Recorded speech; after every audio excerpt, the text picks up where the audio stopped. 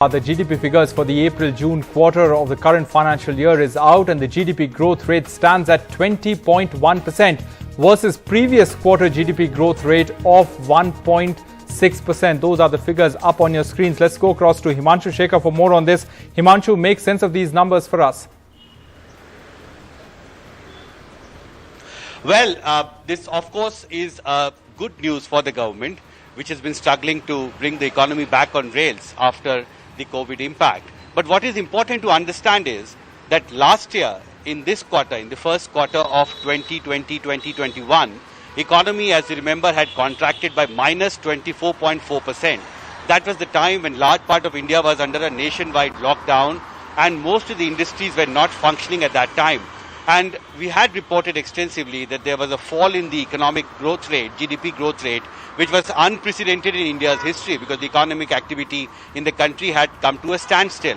So if you compare April-June 2020 figures with April-June 2021 figures, of course, there shows that there is a significant improvement. But remember, these figures are in comparison to the state of the economy in April-June 2020. So there is a low base effect, and that's why you see economic GDP growth rate showing a very high trajectory.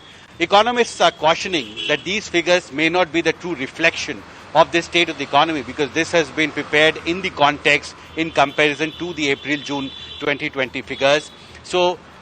But at the same time, it is also important to understand that the RBI had projected a growth rate of 21.4% this month for the first quarter. So of course these figures are 1.3% lower than what even RBI had estimated. And remember, the second corona wave which had hit India between March and May had severely impacted the economy.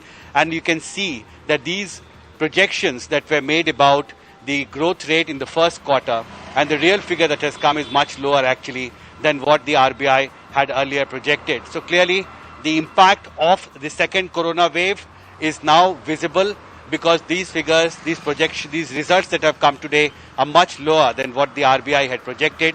And even if you compare it with April-June 2020 figures, remember because of the low base effect, the numbers are showing a very high trajectory. But the reality is that the state of the economy, of course, is not what government would have liked it to be. And the government is still trying hard to bring the economy back on rails. Rohit.